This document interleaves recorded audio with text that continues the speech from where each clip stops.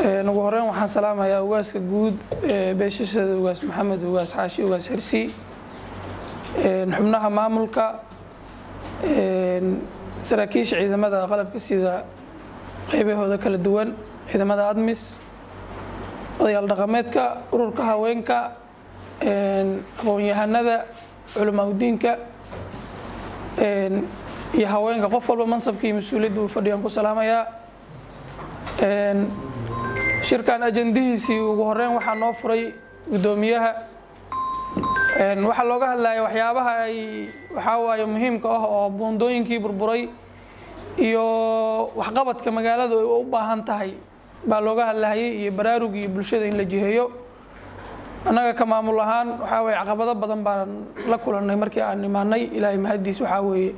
hadda waxaa weeye magaaladu hal maamul bay leedahay annaga ka maamul ahaan qorshe howleed baan leenahay iyo siyaasado drafti ah oo noo socday oo waxqabad oo wax looga qabanayo arrimaha bulshada iyo adeega bulshada dib u dhiskeeda arrimaha amniga arrimaha dakhliga iyo dhaqaale aruurinta saan wada ognahay haddii maaragtay dawladdu ama maamulka uusan lahayn budget ama qorshe nidaam maaliyadeed dareemi kartaan waxa la qaban karaa waa iska yiriin annaga maamul ahaan qorshe waxa waaye aan leenahay waa mid maamul daadajin leh oo bulshada ay qaybaha ka tahay key informative-ka ama dadka elite-ka qaybaha kala duwanaa bulshada hogaaminayo maanta halkan fadhiyo ay muhiimka u yihiin weeye oo talooyinkooda aan qoranayno noodgareynayno waxna aan ka qaban doono qof walba oo hadlay ma hadlaynin meel fiican buu dhigay wixii hadda ka dambeeya waxaa weeye wixii la sheegay waxqabadkoodii iyo miro dhalintoodii baan u gudbi doonaa hadduu ilaahay yiraahdo annaga maamulka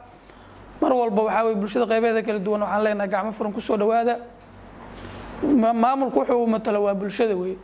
horumarku iyo amniga iyo dhaqaalaha iyo midnimada waxay ka yimaadaan waa bulshada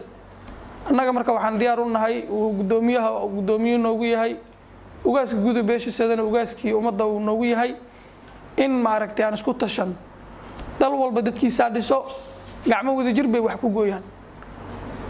marka insha Allah hadduu ilaahay yiraahdo soo dhawaada mar walba iyo mar walba soo dhawaada insha Allah hadduu ilaahay yiraahdo waxaan ka shaqeyn doonaa hadduu ilaahay yiraahdo horumarka magaalada insha Allah hadduu ilaahay yiraahdo iyo guud ahaan gobolka dhibaatooyinka ka jirana waan ognahay wax ka qabadkoodana insha Allah tashi iyo talo baan ka yeelan doonaa insha Allah waa mahadsantihiin soo dhawaada markale ما تنهي